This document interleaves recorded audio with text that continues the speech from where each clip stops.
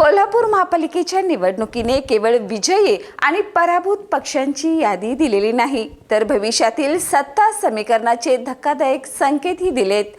मताच्या टक्केवारीत स्पष्ट आघाडी घेत काँग्रेसने पक्ष म्हणून आपली ताकद दाखवून दिली असली तरी प्रत्यक्ष जागा जिंकण्याच्या बाबतीत चित्र तितकंसं सरळ नाही, हे या निकालाने ठळकपणे अधोरेखित केलंय.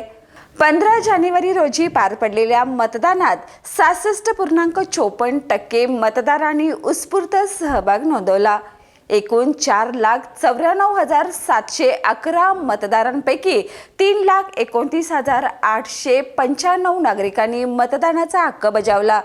यामध्ये तब्बल 31,641 मतदारांनी नोटाचा पर्याय निवडला.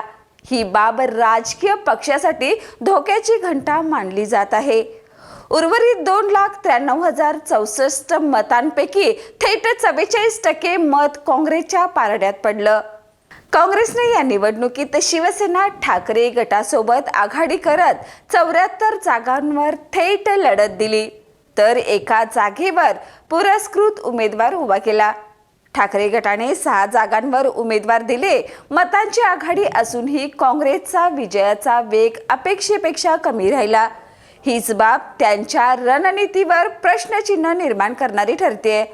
दुसरीकडे भाजप, शिवसेना, शिंदे गट, राष्ट्रवादी अजित पवार गट या आघाडीला एकत्रित 54% मते मिळाली.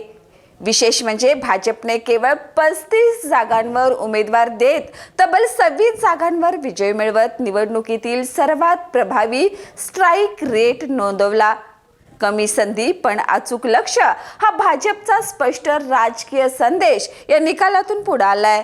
शिवसेना शिंदे गटाने 32 जागा लढून 15 जागांवर यश मिळवलं, तर राष्ट्रवादी अजित पवार गटाला 14 जागांपैकी केवळ 4 जागांवर समाधान मानावं लागलं.